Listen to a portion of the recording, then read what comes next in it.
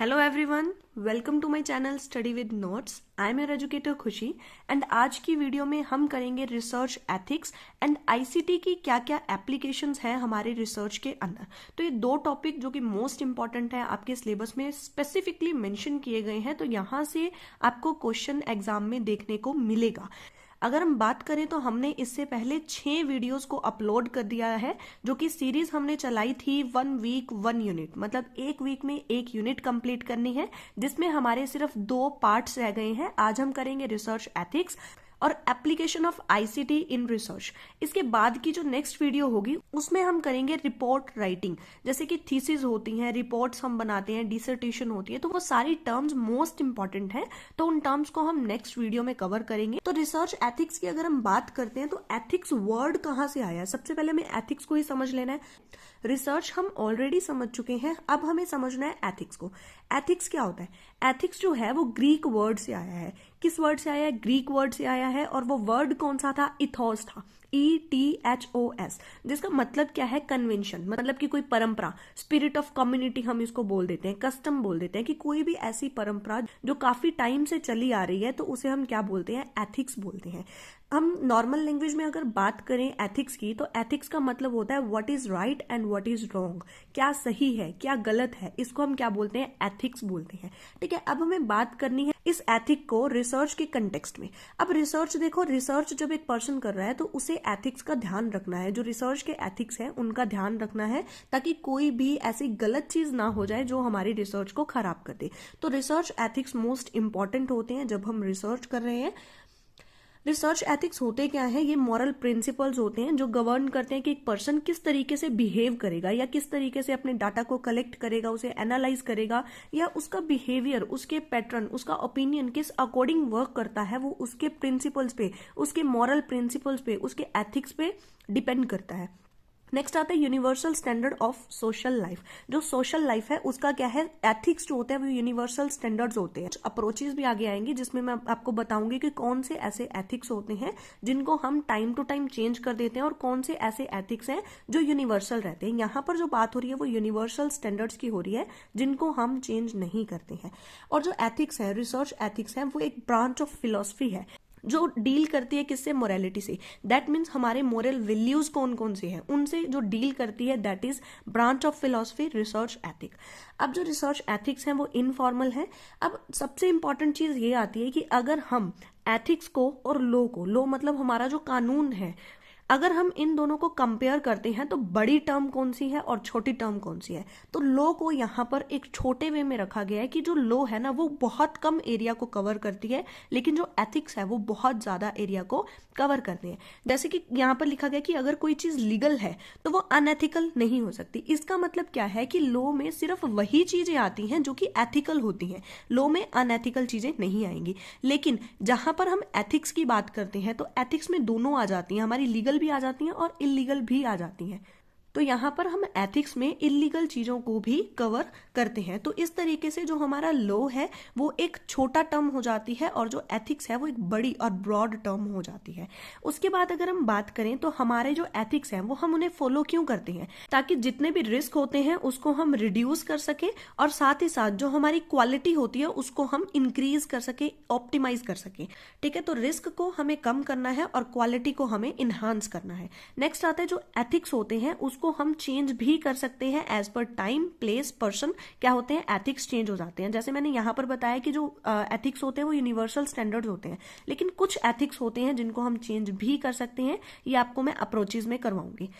अब इसके अंदर ना 2 फंडामेंटल ऑब्जेक्टिव्स आते हैं रिसर्च के।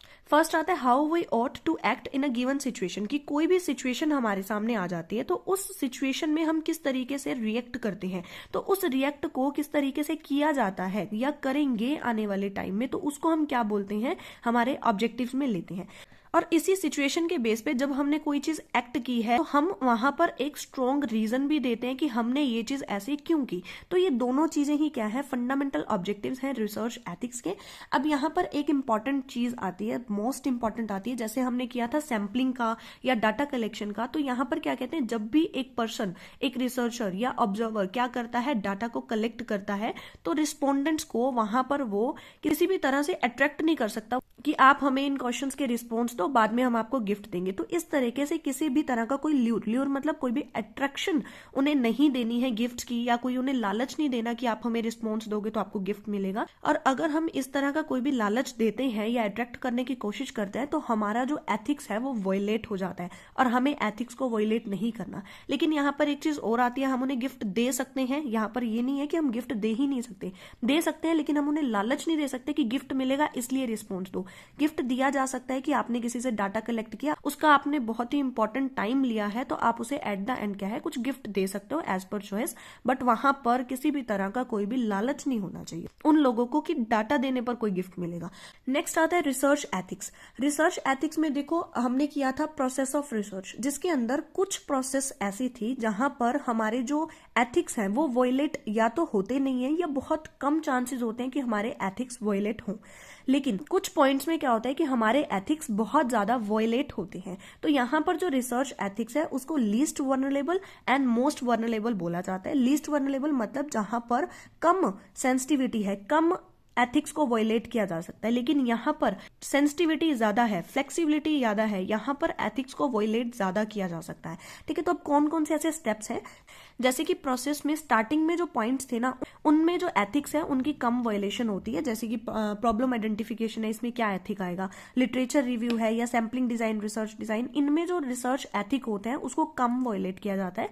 लेकिन ऑन द कंट्रेरी जहां पर डेटा से रिलेटेड बातें आ जाती हैं, डेटा कलेक्शन में हम वायलेशन कर सकते हैं, मैन्युपुलेशन कर सकते हैं, एनालाइज करते वक्त हम कुछ मैन्युपुलेट कर सकते हैं, हम वहां पर जितना भी डेटा है उसके साथ छेड़छाड़ कर सकते हैं एनालिसिस के टाइम पे, डाटा इंटरप्रिटेशन के टाइम पे, रिपोर्ट राइटिंग के टाइम पे। तो यहां पर जो हमारे एथिक्स होते हैं उनके ज्यादा चांसेस होते हैं कि वो वॉयलेट हो जाएंगे। नेक्स्ट आते हैं 4 basic pillars of research ethics. Research ethics में ना 4 पिलर्स हैं, और ये 4 पिलर्स आपसे PYQ में पूछे जाते हैं, और इनके सामने ही कई बार ये मैच द कॉलम में पूछ लेते हैं, या फिर आपको असर्शन रीजन के फॉर्म में पूछा जाएगा। तो यहाँ पर क्या कहते हैं कि सबसे फर्स्ट पिलर इसमें आता है ऑनेस्टी। ऑनेस्टी मतलब हमें सच के साथ रहना है, हमें सच का साथ देना है, जो चीज गलत है उसको हमें साइड कर देना है। दैट मीन्स ट्रुथफुली, हमें जो भी चीज करनी है वो ट्रुथफुली करनी है, हमें कोई भी डिसऑनेस्ट वर्क नहीं करना है। सेकेंड आता है एक्यूरेसी। एक्यूरेसी क्या कहता है कि एग्जैक्ट वही चीज करनी है, प्रिसाइज मतलब जो चीज करना चाहते हैं वही चीज हमें करनी है, हमारे जितने भी एरर्स होते हैं उनको हमें दूर रखना है। फिर आता है ऑब्जेक्टिविटी। ऑब्जेक्टिविटी और सब्जेक्टिविटी 2 टर्म्स है, इसको मैंने आपको बहुत बार अब तक करवा चुका है। ऑब्जेक्टिविटी क्या होता है, सब्जेक्टिविटी क्या होता है। अब जो रिसर्च एथिक है इसमें कौन सी टर्म आएगी, दैट इज ऑब्जेक्टिविटी। ऑब्जेक्टिविटी मतलब जहां पर रिसर्चर की पर्सनल बायसनेस नहीं होती है, उसकी सब्जेक्टिविटी नहीं होती है। यहां पर क्या है, एक बंदा क्या रहता है, अनबायस्ड रहता है, वो अपने काम को पूरे अच्छे तरीके से विदाउट एनी पार्शियलिटी करता है। नेक्स्ट आता है एफिशिएंसी।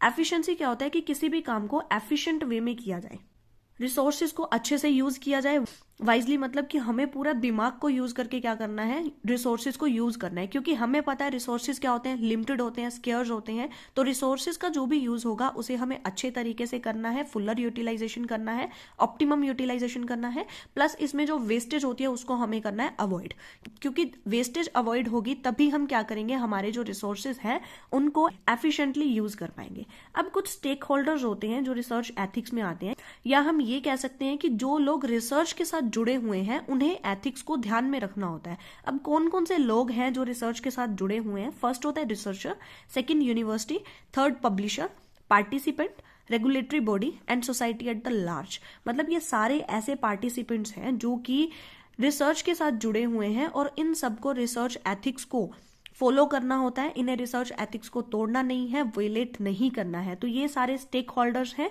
जो रिसर्च के साथ रिलेटेड है। नेक्स्ट आती है बेलमेंट रिपोर्ट।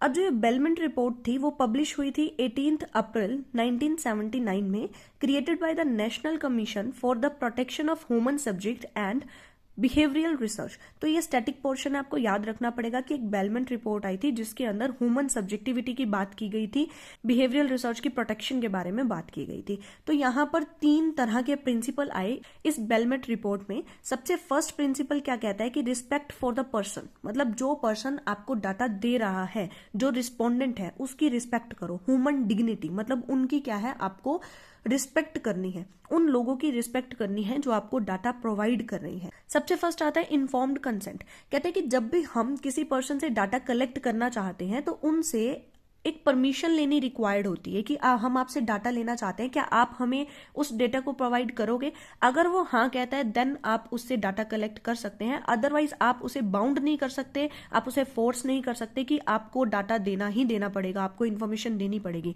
हम वहां पर रिक्वेस्ट कर सकते हैं कि प्लीज हम ये रिसर्च कर रहे हैं, आप हमारे क्या है सपोर्ट करो, आप हमें इस तरह का ये डाटा है ये प्रोवाइड करो। ठीक है, अगर वो देना चाहे देन वेल एंड गुड, अगर नहीं देता तो आप उसे फोर्स नहीं कर सकते। इसी को बोलते हैं इन्फॉर्म्ड कंसेंट, कि आपको कंसेंट लेनी है, कि पहले ही आप अप्रूवल ले लो कि हमें क्या है आपसे डाटा चाहिए। सेकंड इसमें आता है कॉन्फिडेंशियलिटी। कॉन्फिडेंशियलिटी क्या कहता है कि जब भी आप किसी पर्सन से डाटा ले रहे हो तो सबसे फर्स्ट इसमें क्या आएगा कि जिस पर्सन से डेटा लिया जा रहा है उस पर्सन की पहचान को कॉन्फिडेंशियल रखना है कि वो पर्सन कौन है। सेकंड इसमें क्या आता है कि जब भी किसी पर्सन से हम डाटा कलेक्ट कर रहे हैं तो उस पर्सन ने हमें क्या इन्फॉर्मेशन दी उसको भी हम पब्लिक से हाइड करके रखते हैं, कॉन्फिडेंशियल रखते हैं। थर्ड इसमें आता है राइट ऑफ फुल डिस्क्लोजर। अब यहाँ पर जो पर्सन आपको रिस्पॉन्स दे रहा है, जो पर्सन आपको डाटा दे रहा है, उसके पास पूरा राइट है कि वो आपकी पूरी चीज को जान सके कि आपको डाटा क्यों लेना है, आपने रिसर्च क्यों करनी है, आपका रिसर्च का टॉपिक क्या है, आप उससे क्यों डाटा लेना चाहते हो। तो उसके पास पूरा राइट है कि वो आपसे फुल डिस्क्लोजर मांग सकता है कि मुझे बताओ कि मुझसे आपको डाटा चाहिए ही क्यों है, मैं ही क्यों, कोई और क्यों नहीं। तो वो सारी चीजें क्या है इसके अंदर आ जाती हैं। फिर आता है क्वेश्चन इज अनएथिकल।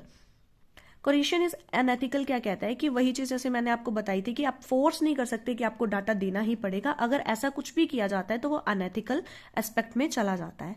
नेक्स्ट आता है बेनिफिशंस। बेनिफिशंस और जस्टिस दोनों आपस में काफी रिलेटेड हैं, लेकिन बेनिफिशंस बेनिफिट की बात करता है और जस्टिस इक्वालिटी की बात करता है। यहां पर भी हम क्या करते हैं, कोस्ट को बेनिफिट के साथ एनालाइज करते हैं, लेकिन जस्टिस में हम रिस्क को या बर्डन को हम किससे करते हैं, बेनिफिट के साथ कंपेयर करते हैं। जहां पर हमारा कॉस्ट कम होता है और बेनिफिट हमें ज्यादा मिले तो वो क्या है, हमारा बेनिफिकेंस है कि हमें बेनिफिट मिल रहा है। सेकंड आता है जस्टिस। जस्टिस में भी मैंने आपको बताया कि रिस्क के साथ हम कंपेयर करते हैं कि हमें कम से कम रिस्क होना चाहिए, कम से कम बर्डन होना चाहिए और बेनिफिट हमें क्या मिले, ज्यादा मिले।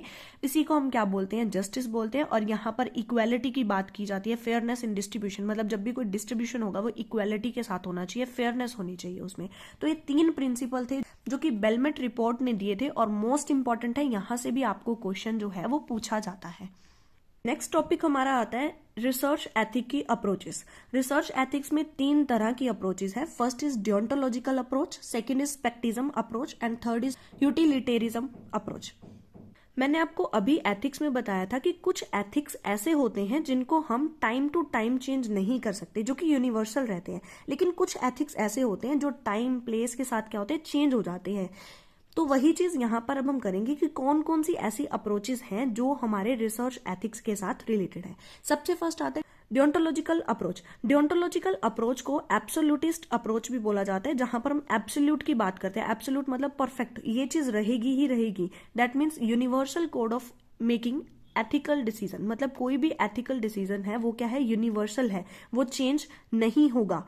Certain actions are unethical and should never be performed. कि इसमें क्या होता है डियोंटोलॉजिकल में कि कुछ एक्शंस ऐसे होते हैं जिनको कह दिया जाता है कि ये क्या है, अनएथिकल है और इसको हम नहीं कर सकते। ये ऑलरेडी प्रूवन फैक्ट्स होते हैं कि ये चीज हमें नहीं करने, अगर हम कर लेते हैं तो वो अनएथिकल ही कहलाएंगे। जैसे कि मर्डर है, स्टीलिंग है, चोरी करना है या मर्डर करना है, तो वो किस में आता है, वो हमारे डियोंटोलॉजिकल अप्रोच में आता है जो कि यूनिवर्सल है। अब मर्डर कहीं हमारे यहाँ पर मर्डर करना गलत है, लेकिन कोई ऐसी कंट्री है या कोई ऐसी जगह हो जहां पर मर्डर करना सही हो, या चोरी करना यहाँ गलत है, कोई ऐसी कंट्री जो कहे कि चोरी करो, तो ये चीज क्या होती है, ये यूनिवर्सल स्टैंडर्ड है जो चेंज नहीं होते हैं। तो डियोंटोलॉजिकल अप्रोच कहते हैं कि यूनिवर्सल चीजें हैं जिनको हम चेंज नहीं कर सकते। सेकंड आता है स्पेक्टिज्म अप्रोच। रिलेटिविज्म अप्रोच इसको हम बोलते हैं, जिसके अंदर क्या कहता है कि यूनिवर्सल स्टैंडर्ड्स नहीं होते, जो भी हमारे एथिक्स होते हैं वो चेंज हो जाते हैं as per time, culture and place, क्या होते हैं, चेंज हो जाते हैं। दैट इज रिलेटिव, वो सब्जेक्टिव बेसिस पे हम बोल सकते हैं कि एज पर पर्सनल जजमेंट क्या होते हैं, चेंज हो जाते हैं। जैसे इसमें अगर हम एग्जाम्पल लें, झूठ बोलना। झूठ बोलना हमारे लिए गलत है, लेकिन कुछ लोग क्या कहते हैं कि झूठ बोलने से किसी की जान बच गई तो वो झूठ झूठ नहीं होता। तो इसी तरीके से क्या कहते हैं कि ये सब्जेक्टिव बायस हो जाती है कुछ चीजों में कि हमारे लिए झूठ बोलना अनएथिकल है, लेकिन जहां पर झूठ बोलने से किसी की जान बच गई तो वो झूठ बोलना क्या होता है, अनएथिकल नहीं बल्कि वो एथिकल बन जाता है। ठीक है, तो यहाँ पर आर्बिट्री मतलब एडहॉक बेसिस पे या फिर सब्जेक्टिव बेसिस पे काम चलता है। पर्सनल जजमेंट, ओपिनियन जहां पर भी आ जाए वो हमारा होता है स्पेक्टिज्म अप्रोच, जहां पर हमारे एथिक्स हमारी जजमेंट पे, हमारे टाइम कल्चर के अकॉर्डिंग क्या है, चेंज हो जाती है। लास्ट अप्रोच इसमें आती है यूटिलिटेरिज्म अप्रोच। यूटिलिटेरियनिज्म अप्रोच को हम प्राइमरी अप्रोच भी बोलते हैं। इसके अंदर हम क्या करते हैं, इसमें हम उन एथिक्स को फॉलो करेंगे जहां से हमें बेनिफिट ज्यादा आए, और उन एथिक्स को हम साइड पे कर देंगे जहां से हमें कॉस्ट आ रही है। तो मतलब जहां पर हमारे जो बेनिफिट होते हैं और कॉस्ट होते हैं उनको हम कंपेयर करेंगे, और कंपेरिजन के बेसिस पे जहां पर हमारे बेनिफिट्स ज्यादा होते हैं हमारे कॉस्ट से, उन एथिक्स को हम फॉलो करते हैं। और इसमें जो जजमेंट्स होती हैं वो डिपेंड करती हैं जो भी हमें रिजल्ट निकलेगा। जैसे कि बेनिफिट ज्यादा है तो हमारी जजमेंट उसी तरफ मूव हो जाएगी। जैसे कि फेडरल गवर्नमेंट होती है या प्रोफेशनल ऑर्गेनाइजेशन इंस्टीट्यूशन होते हैं, वो क्या करते हैं, इसी यूटिलिटेरिज्म अप्रोच को फॉलो करते हैं कि जहां पर उन्हें बेनिफिट ज्यादा होती है उसी काम को वो करते हैं और उसी काम को वो एथिकल भी मानते हैं। नेक्स्ट टॉपिक इसमें आता है रिसर्च मिसकंडक्ट। रिसर्च मिसकंडक्ट मतलब कुछ ऐसी चीजें जो नहीं करनी चाहिए फिर भी की जा रही हैं, उसे हम बोलते हैं रिसर्च मिसकंडक्ट, या जो चीजें अनएथिकल है रिसर्च के अंदर। इसके अंदर हमारे 3 तरह के मिसकंडक्ट आते हैं। First is fabrication, second is फाल्सिफिकेशन, and third होता है हमारा प्लेगरिज्म। जब हम डाटा के साथ छेड़छाड़ करते हैं, डाटा को मैनिपुलेट करने की कोशिश करते हैं, उसका एक तरह से मेकअप कर देते हैं, तो उसे हम क्या बोलते हैं, फैब्रिकेशन बोलते हैं। इसके अंदर हम क्या करते हैं, जो भी एक ऐसा डाटा जो कि एग्जिस्ट ही नहीं करता, दैट मीन्स जो डाटा रियल में है ही नहीं, उसको हम रियल डाटा के साथ ऐड कर देते हैं, जिससे हमारा जो एक स्पूरियस डाटा होता है, जो कि एक बोल सकते हैं कि खराब डाटा है या जो डाटा हमारे काम का नहीं है, वो बन जाता है, और उसको ही हम रिकॉर्ड करते हैं, उसी की रिपोर्टिंग करते हैं। इस अकॉर्डिंग हमारे जो रिजल्ट्स होते हैं वो भी गलत निकलते हैं। तो इस चीज को हम क्या बोलते हैं, फैब्रिकेशन बोलते हैं, जब हम डाटा के साथ मैनिपुलेशन कर रहे हैं। लेकिन जब हम कर रहे हैं हमारे रिसर्च इक्विपमेंट के साथ, टूल के साथ, या जो हमारे टेस्ट होते हैं उनके साथ अगर हम किसी भी तरह के कोई भी मैनिपुलेशन करते हैं, छेड़छाड़ करते हैं, तो उसे हम बोलते हैं फाल्सिफिकेशन। फाल्सिफिकेशन क्या होता है, रिसर्च मटेरियल के साथ, इक्विपमेंट के साथ, टूल्स, प्रोसीजर, मेथड्स, अप्रोचेस, इन सभी चीजों के साथ क्या करते हैं, हम मैनिपुलेशन करने की कोशिश करते हैं। इससे भी हमारा क्या होता है, जो रिजल्ट होता है वो मॉडिफाई हो जाता है, चेंज हो जाता है। नेक्स्ट हमारा होता है प्लेगरिज्म। प्लेगरिज्म क्या होता है, जब आप किसी और पर्सन की गई रिसर्च को, या किसी और पर्सन ने किसी भी चीज को इन्वेंट किया है, तो उस चीज को अपने नाम पे पब्लिश कर देते हो कि ये चीज तो मैंने की है। एक तरीके से आप क्या कर रहे हो, आप चीटिंग कर रहे हो। तो act of appropriation of another person idea, किसी और पर्सन का आइडिया था, किसी और पर्सन के वर्ड थे, किसी और पर्सन की कोई प्रोसेस थी, रिजल्ट थी, थ्योरी थी, उसको आपने अपने नाम पे पब्लिश कर दिया। तो उन चीजों को आप लोगों को बता रहे हो कि ये चीज तो मैंने किया, आपने उसे एक एप्रोप्रिएट क्रेडिट नहीं दिया उस पर्सन को जिसने वो रियल में किया है, जिसे हम रेफरेंस बोलते हैं। इसको भी हम नेक्स्ट वीडियो में डिस्कस करेंगे, रेफरेंस क्या होता है, बिब्लियोग्राफी क्या होता है। तो यहाँ पर बात आ रही है रेफरेंस की, कि हमें रेफरेंस देना चाहिए था, कि हमने कोई चीज लिख लिया, हम लिख सकते हैं, हमारे पास रूल है कि कोई भी ऐसी चीज हम किसी भी पर्सन की उठा सकते हैं, लेकिन हमें रेफरेंस देना रिक्वायर्ड होता है कि हमने ये चीज इस बुक से उठाई, इस ऑथर की उठाई। हमने यहाँ पर क्या किया, हमने रेफरेंस नहीं दिया। जिस पर्सन ने वो चीज दिया उसको उसका क्रेडिट नहीं दिया, उस काम के लिए खुद को क्रेडिट दे दिया, तो वहां पर वो होता है प्लेगरिज्म। एक तरीके से जैसे मैंने आपको बोला था कि ये चीटिंग होता है, और इसमें हमने क्या किया, किसी और पर्सन के कंटेंट को अपने नाम पे पब्लिश कर लिया, और ये चीटिंग है। इस तरीके से ये क्या है, इलीगल भी है और पनिशेबल भी है। दैट मीन्स यहाँ पर आपको पेनल्टी भी लग सकती है और इम्प्रिजनमेंट भी हो सकती है। बहुत सारी ऐसी साइट्स हैं या सॉफ्टवेयर हैं जो चेक करती हैं प्लेगरिज्म को, कि आपने कोई प्लेगरिज्म किया है या नहीं किया है। उसमें क्या होता है, जो भी आपने ऑनलाइन अपनी रिपोर्ट राइटिंग की है, थीसिस लिखी है या डिसर्टेशंस लिखी हैं, तो उसमें आपको आपके वो पूरे के पूरे डिसर्टेशंस को ऑनलाइन इन साइट्स पे चढ़ा दिया जाता है, और ये साइट्स या सॉफ्टवेयर बता देती हैं कि किस पर्सन ने किस लाइन में क्या है प्लेगरिज्म किया है। तो 3 तरह के प्लेगरिज्म होते हैं। फर्स्ट इंट्रा कॉर्पल प्लेगरिज्म, इंट्रा मतलब विद इन, और एक्स्ट्रा कॉर्पल प्लेगरिज्म मतलब जो आउटसाइड किया गया है, और ऑटो प्लेगरिज्म जिसे हम सेल्फ प्लेगरिज्म भी बोलते हैं। देखो इंट्रा कॉर्पल प्लेगरिज्म क्या होता है, कि जब एक कोई भी रिसर्चर किसी अनदर रिसर्चर की किसी भी चीज को अपने नाम पे पब्लिश कर देता है, तो उसे हम क्या बोलते हैं, इंट्रा कॉर्पल प्लेगरिज्म। सेकंड आता है एक्स्ट्रा कॉर्पल प्लेगरिज्म। इसके अंदर क्या होता है कि कोई भी एक रिसर्चर क्या करता है, कोई भी कंटेंट जो कि एक्सटर्नल सोर्सेज से अपने कुछ कंटेंट को उठाता है और अपनी रिसर्च में लिख देता है, तो उसे हम क्या बोलते हैं, एक्स्ट्रा। एक्स्ट्रा मतलब एक्सटर्नल जो कि आउटसाइड है, और इंट्रा मतलब इंटरनल जो कि किसी और नॉन पर्सन की आपने उठा के अपने नाम पे पब्लिश कर दी, वो इंटरनल। और आपने किसी बुक से, मैगजीन से, ऑनलाइन किसी भी फॉर्म से आपने कोई चीज उठाई, उसको अपने रिपोर्ट्स में लिख दिया, तो वो क्या है, आपका एक्स्ट्रा कॉर्पल प्लेगरिज्म होता है। थर्ड आता है ऑटो या सेल्फ प्लेगरिज्म। सेल्फ प्लेगरिज्म या ऑटो प्लेगरिज्म क्या होता है, जहां पर एक बंदे ने थोड़े टाइम पहले कोई काम किया था या कोई रिसर्च पेपर लिखे थे, उसी रिसर्च पेपर को उसने अपने नाम पे दोबारा पब्लिश कर दिया, मतलब कि खुद का काम ही उसने चुरा लिया और इस चीज के बारे में इंफॉर्मेशन भी नहीं दी कि मैंने पहले किया हुआ था, उसको मैं अब दोबारा पब्लिश कर रहा हूं। तो ये चीज क्या होती है, ऑटो प्लेगरिज्म होती है।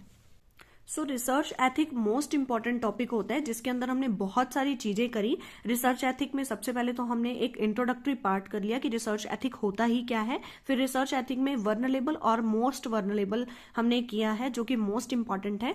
फिर हमने पिलर्स किए, हमने बेलमेंट रिपोर्ट की है, मिसकंडक्ट किया है रिसर्च का, अप्रोचेस की है रिसर्च एथिक्स की। तो ये मोस्ट इंपॉर्टेंट रहता है रिसर्च एथिक्स। नेक्स्ट हमारे पास टॉपिक आता है application of ICT in research, मतलब कि रिसर्च में ICT, information and communication technology की क्या इंपॉर्टेंस है, क्या एप्लीकेशन है, क्या यूजेस है इंफॉर्मेशन एंड कम्युनिकेशन टेक्नोलॉजी का रिसर्च के अंदर। देखो, इंफॉर्मेशन और कम्युनिकेशन टेक्नोलॉजी को पहले समझ लो। आपकी तो आईसीटी एक यूनिट भी है, उसके अंदर भी आप कंप्यूटर करते हो। तो उसी तरीके से बोला गया कि रिसर्च पहले के टाइम में अगर हम बात करें तो रिसर्च कैसे होती थी, ऑन पेपर होती थी, कि आपको हर एक चीज को पेपर पे लिखना पड़ता था। लेकिन आज के टाइम पे क्या हो गया, रिसर्च की बहुत ज्यादा इंपॉर्टेंस बढ़ गई है। आफ्टर कोविड तो आपने देखा होगा कि बहुत सारी चीजें जो है वो ऑनलाइन शिफ्ट हो गई है। उसी तरीके से जो रिसर्च की वर्किंग है उसको भी ऑनलाइन शिफ्ट कर दिया गया है। बहुत सारे ऐसे सॉफ्टवेयर्स हैं, बहुत सारे ऐसे टूल्स हैं जो कि ऑनलाइन लगाए जाते हैं।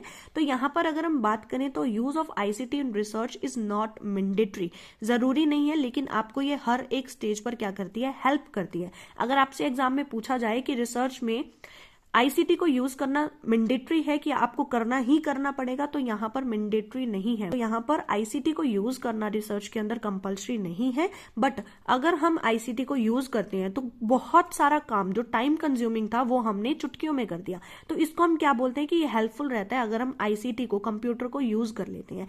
आईसीटी जो है वो सपोर्ट करता है, फैसिलिटेट करता है। आईसीटी मैंडेटरी या कंपलसरी नहीं है। हमारा आईसीटी है, वहां पर भी जो data collection, data analyse, data interpretation है, वहां पर हमें ज्यादा हेल्पफुल कौन रहता है, आईसीटी रहता है। क्योंकि हम डाटा को कलेक्ट करेंगे, अगर हम एक एक पर्सन के पास जाने लगे तो कितना टाइम कंज्यूम हो जाता है, कितने एफर्ट्स लगेंगे। यहाँ पर हम ऑनलाइन कैसे कर सकते हैं, हम एक गूगल फॉर्म बनाएं और उसको ऑनलाइन वाइड स्प्रेड कर दें, जिसकी वजह से हमें बहुत कम टाइम पे बहुत अच्छा और काफी एरिया से हमें क्या मिलेगा, डाटा मिल जाएगा। उसको हम एनालाइज कर सकते हैं ऑनलाइन मेथड, ऑनलाइन टूल्स से, और उसे इंटरप्रिटेट भी कर सकते हैं। तो यहाँ पर जो आईसीटी है वो हमें बहुत ज्यादा हेल्पफुल रहती है। नेक्स्ट हमारे पास आता है uses of ICT in research, कि रिसर्च के अंदर जो आईसीटी है उसके कौन कौन से यूज है। देखो, हमने जैसे अभी बात किया कि हमारे जो भी आईसीटी है वो हमें हेल्प करता है रिसर्च के अंदर। किन किन स्टेप्स पे हमें जो है आईसीटी हेल्प करता है। तो सबसे फर्स्ट तो जब हमें डाटा को कलेक्ट करना होता है, किसी इंफॉर्मेशन को कलेक्ट करना होता है, दैट मीन्स डाटा असेसिंग भी हम इसको बोल सकते हैं, उसको स्टोर करना, उसको प्रोसेस करना, उसकी मैनेजमेंट, इस सारी जगहों पर क्या होता है, आईसीटी हेल्पफुल रोल प्ले करता है। उसके बाद जहां पर भी डाटा को हम एनालाइज करते हैं, तो अगर हम उस डाटा को बाय हैंड एनालाइज करने लगे तो काफी टाइम कंज्यूमिंग प्रोसेस हो जाएगी। तो डाटा को ज्यादा टाइम कंज्यूमिंग ना बनाते हुए या इजिली हम उसको अगर हम करना चाहते हैं तो हम क्या करेंगे, आईसीटी का यूज करेंगे, हेल्प लेंगे आईसीटी की, इंफॉर्मेशन एंड कम्युनिकेशन टेक्नोलॉजी की। एंड लास्ट, अगर हम इंटरप्रिटेशन करना चाहते हैं तो आजकल जो रिसेंटली चल रहा है वो क्या है, आईसीटी की हेल्प लेके हम क्या है, इंटरप्रिटेट भी कर सकते हैं। अगर हम बात करें एप्लीकेशन की तो किस किस स्टेजेस पे होती है, तो 3 स्टेप्स हैं या 3 स्टेजेस हैं जिसके अकॉर्डिंग हम ये पूरे यूजेस को डिफाइन कर सकते हैं। सबसे फर्स्ट होता है application of ICT in pre data analysis, की एनालाइज, डाटा को एनालाइज करने से पहले जब हम आईसीटी को यूज करते हैं, दैट मीन्स हमने डाटा को कलेक्ट करना है, उस वक्त पे जब हम आईसीटी को यूज करते हैं तो हम उसको क्या बोलते हैं, प्री डाटा एनालिसिस बोलते हैं। नेक्स्ट इसमें आता है application of ICT in data analysis, कि डाटा को एनालाइज करते वक्त हमें क्या करना है, आईसीटी को यूज करना है। और थर्ड होता है पोस्ट डाटा एनालिसिस, की जब भी हम डाटा को एनालाइज कर चुके हैं उसके बाद की बहुत सारी प्रोसेसेस होती हैं, लाइक इंटरप्रिटेशन ही हम इसमें लगा सकते हैं, तो वो भी क्या है, हमारे आईसीटी के हेल्प से बहुत इजीली और टाइम इफेक्टिवली हो जाती है। नेक्स्ट हमारे पास आता है रिसर्च एथिक के रिगार्डिंग हमारी आईसीटी की क्या यूजेस है। जैसे हमने रिसर्च एथिक्स किया था उसमें एक टर्म आई थी प्लेगरिज्म। प्लेगरिज्म क्या होता है? जब हम किसी अनदर पर्सन की किसी भी प्रोसेस को, किसी भी थ्योरी को अपने नाम पे पब्लिश कर देते हैं या फिर उस पर्सन को उस चीज का क्रेडिट नहीं देते कि हमने इस बुक से या इस ऑथर की हमने कोई चीज उठाई है, उसको अपने रिसर्च में लिखा है। तो यहां पर इसको क्या बोलते हैं? प्लेगरिज्म कहते हैं। तो बहुत सारी एप्लीकेशन या सॉफ्टवेयर होते हैं जिनकी हेल्प से हम इस प्लेगरिज्म को चेक कर सकते हैं, डिटेक्ट कर सकते हैं। मतलब इसको हम देख सकते हैं कि प्लेगरिज्म हुई है या नहीं हुई है। तो बहुत सारे एप्लीकेशन है, सॉफ्टवेयर है जो कि आईसीटी के अंदर आते हैं। फिर देखो, अगर हम बात करें क्वांटिटेटिव और क्वालिटेटिव रिसर्च की, जब मैंने आपको क्वांटिटेटिव एंड क्वालिटेटिव रिसर्च करवाया था तब मैंने आपको बहुत सारे सॉफ्टवेयर बताए थे जिसमें SPSS क्वांटिटेटिव में आता है, R, Stata, Excel, SAS, Python. ठीक है, ये सारे ऐसे, इसके अलावा और भी बहुत सारे हैं लेकिन मेन मैंने यहां पर लिखे हैं। तो ये वाले जो सॉफ्टवेयर्स हैं, ये वाली जो एप्लीकेशंस हैं, ये हेल्पफुल रहती हैं जब भी हम क्वांटिटेटिव रिसर्च कर रहे होते हैं। अगर हम क्वालिटेटिव रिसर्च करें जहां पर जो डाटा है वो सॉफ्ट नेचर का है, तो वहां पर कौन सा होता है? वहां पर होता है एनविवो, एटलस, SPSS, टेक्स्ट एनालिसिस। यहां पर देखो SPSS है जो कि क्वांटिटेटिव में लगता है, लेकिन टेक्स्ट को जब हम एनालाइज करते हैं, हमारा कोई भी कंटेंट है उसको हम एनालाइज कर रहे हैं, तो वहां पर कौन सा सॉफ्टवेयर लगता है? That is SPSS, text analysis. ठीक है, तो ये किस में आता है? ये क्वालिटेटिव रिसर्च में आता है। अब जो क्वेश्चन आपको आईसीटी में पूछा जाता है वो बिल्कुल ही कॉमन सेंस बेस्ड होता है। आप बिल्कुल क्वेश्चन देखते ही पहचान लोगे कि इसका आंसर क्या होगा। तो आपको ज्यादा इसमें एफर्ट्स करने की जरूरत नहीं है, या अगर आप चाहते हैं ना तो आप नेट से सर्च कर लो कि कौन कौन से सॉफ्टवेयर हैं आईसीटी के जो कि रिसर्च में यूज किए जाते हैं। तो आप उनको याद कर लो या उनकी फुल फॉर्म्स को याद कर लो। इससे ज्यादा आपको आईसीटी में याद करने वाली कोई चीज है ही नहीं। कॉमन सेंस बेस्ड आपका जो क्वेश्चन है वो बन जाएगा। आज हमने किया रिसर्च एथिक्स एंड आईसीटी की एप्लीकेशन रिसर्च के अंदर क्या होती है। होप सो आपको पसंद आया होगा ये पूरा वीडियो लेक्चर जो कि मोस्ट इंपॉर्टेंट था। नेक्स्ट हमारा जो वीडियो लेक्चर होगा वो होगा थीसिस एंड आर्टिकल राइटिंग पे, जिसमें हम format and style of referencing करेंगे कि कोई भी रेफरेंसिंग, जैसे मैंने आपको बताया था कि प्लेगरिज्म होता है कि हम रेफरेंस नहीं दे रहे हैं कि किस बंदे का हमने कोई चीज उठाई है, तो अगर हम उसको लिखते हैं तो वो किस फॉर्म में लिख सकते हैं, किस फॉर्मेट में लिखते हैं, स्टाइल कौन कौन से होते हैं, तो उसको हम नेक्स्ट वीडियो में करेंगे जो कि मोस्ट इंपॉर्टेंट होगा। उसके बाद रिसर्च एप्टीट्यूड में मैंने कुछ भी नहीं छोड़ा है, लेकिन अगर आपको लगता है कि कुछ छूट गया है, ह्यूमन नेचर है, मुझे लगे कि मैंने करवा दिया है लेकिन बाई चांस वो टॉपिक ना हुआ हो, एग्जाम में आपसे PYQ में पूछा गया है, तो आप जरूर मुझे कमेंट करके बता देना। मैं आपको एज सुन एज पॉसिबल आपको वो टॉपिक भी करवा दूंगी। So that's all for today. अगर आपको वीडियो पसंद आई है then like to my video, subscribe to my channel and don't forget to share this video with your friends. Thank you so much for listen me very carefully.